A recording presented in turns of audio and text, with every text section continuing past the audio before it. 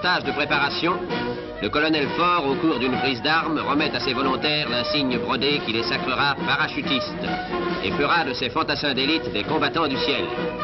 En France, d'aucuns avaient préconisé, il y a déjà fort longtemps, la constitution de cette infanterie volante. Mais, une fois de plus, nos voisins réalisèrent ce que nos chercheurs avaient imaginé dès 1930. Aujourd'hui, la France peut être fière de son premier régiment de chasseurs parachutistes. Formation de volontaires commandée par le colonel Faure, cette unité partie de Fès a visité les ciels et les champs de bataille de Sicile et d'Italie, des Vosges et d'Alsace, et a mérité une magnifique citation à l'ordre de l'armée. À l'occasion d'une manœuvre d'entraînement, les parachutistes s'équipent avec soin. Calmement, chacun vérifie le fonctionnement du pépin.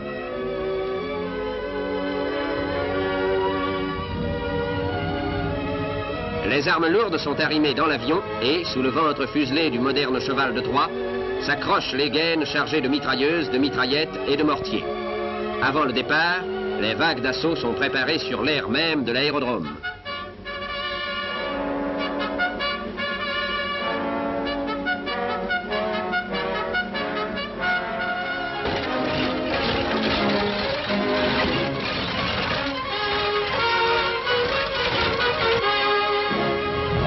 La grande aventure commence. De la terre à la terre, à travers le ciel.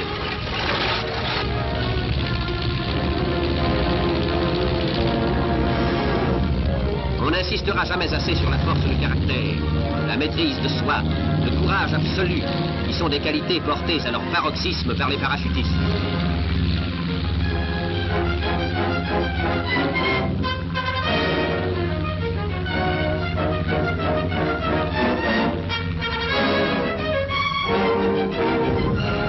S'engager dans cette arme d'élite, se lancer pour le premier saut, décision certes déjà difficile à prendre, mais l'attrait de l'inconnu, le désir de mesurer des sensations ignorées, vont vaincre le recul de l'esprit devant l'addition des risques, vaincre la révolte du corps devant l'absolu du vide.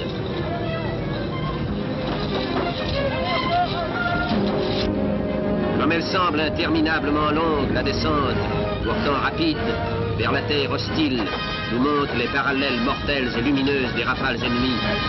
Comme elle semble lointaine, cette terre où pourtant vous attend le plus âpre des combats, au milieu même des forces de l'adversaire, acharné, qui s'agrippe au terrain et ne veut pas céder.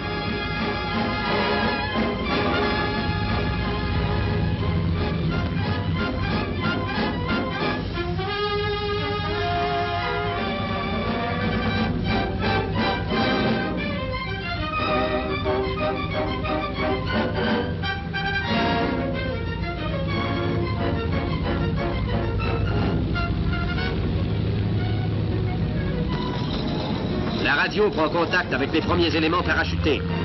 Et déjà, descendent vers la terre piquetée de fleurs champêtres les miraculeuses corolles multicolores qui s'épanouissent subitement dans l'immensité du ciel.